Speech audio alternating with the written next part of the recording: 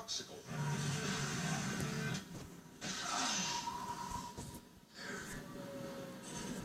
How you doing?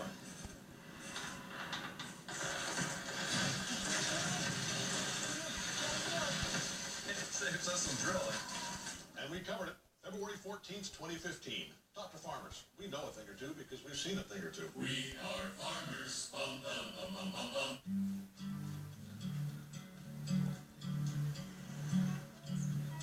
We belong to the light, we belong to the thunder.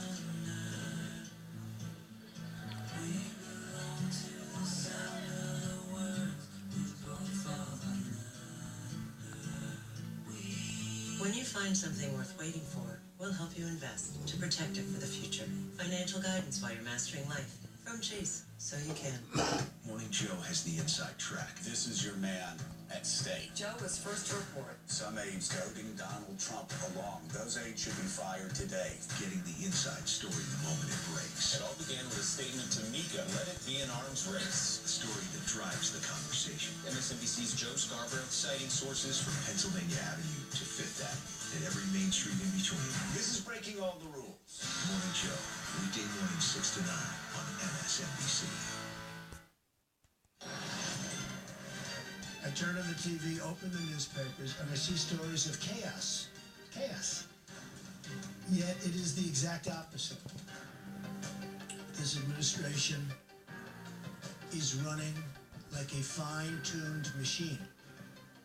In a wide-ranging news conference Thursday, Trump fought back against accusations of disorder in his administration, not yet a month old. Let's bring in Joe Watkins, former White House aide for President George H.W. Bush, Rick Tyler, MSNBC political analyst and former national spokesman for Ted Cruz, and Zerlina Maxwell, director of progressive programming at SiriusXM and former director of progressive media for the Clinton campaign. Great to have you three today. Good to be here, Dara. What a week. This week alone, we have seen one top Trump advisor step down, a cabinet nominee withdraw his name from consideration, and another potential advisor turn down the position. Rick, let's start with you. How is this not chaos? Well, chaos is a subjective word. To Donald Trump, this may not be chaos. This may be indeed how he's lived his entire life. So maybe he doesn't recognize it as chaos, but to any astute White House observer or people who worked in the White House, it certainly looks a lot like chaos. Look, you're going to lose nominees. He lost one for a cabinet post. That's par for the course. But the fact that his pick, Harward, for National Security Advisor, decided not to take the job, that's really a misstep.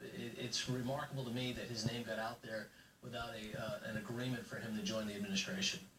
Zerlina, to be fair, is it realistic to expect the administration of a first-term president to run like a fine-tuned machine within less than a month? Well, certainly there's going to be some growing pains with any administration coming in, but we haven't even gotten through the first month of this Trump administration. Normally it takes presidents, at least 2 terms to have a major scandal. And what we learned this week about Russia, I think, is the takeaway, in addition to the long sort of meandering press conference that we all witnessed midday on Thursday. So I think the chaos really is just, like Rick said, anybody who has eyes and firing neurons can look at what's going on and see that it does not look like a fine-tuned machine at all.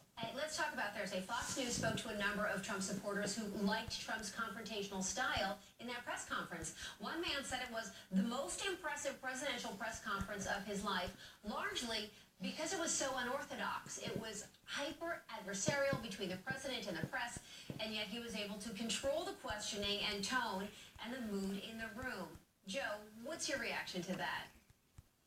Well, my reaction to that is that if this was campaign mode, if he was trying to win an election, clearly there might be some positive note to that. But we're in governing mode now, and the president has to govern. He's got to work with Congress, with members of the House and the Senate to, get his, on the Senate side, to get his nominees confirmed.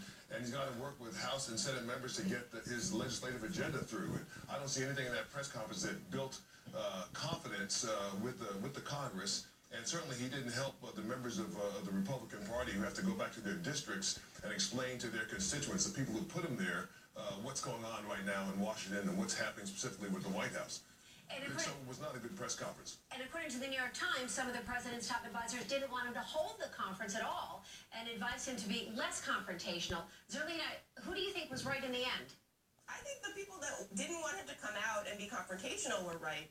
Because, you know, there were some moments in that press conference that were really uncomfortable, right? When he told the Jewish reporter to sit down who was simply asking about instances of anti-Semitism, which are real and are concerning.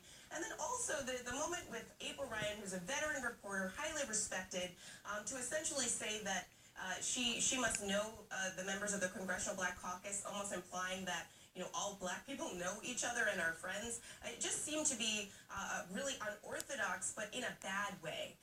And I think that it doesn't look like he really has a full grasp, like Joe said, of the fact that we're in governing mode. You have to look like, you know, you're calm and deliberative in not only your answers, but your decision-making processes, and also that you're not trying to undermine the entire institution of the media, which is a very important component to holding the people in power accountable. Rick, if the president is not listening to the people that he hired to advise him, where does this lead? Well, it's funny that you say that because NBC's Peter Alexander stood up and listed all the presidential or the presidents who had gotten more electoral votes. And then his excuse for that was, that's what I was told. So maybe he should be listening to other people. But look, Donald Trump won the cage match coalition that's out there that loves him to be combative with the media. But as far as expanding that coalition, because in a constitutional republic, you need a majority support to get the Congress to move. And if the Congress doesn't see that the people are behind your agenda, they're not going to move. And so far, he's not broadening that coalition. Though he's about to mark the 1 month in office, in that press conference on Thursday, the president still felt the need to look back to Election Day. Let's take a listen. I put it out before the American people.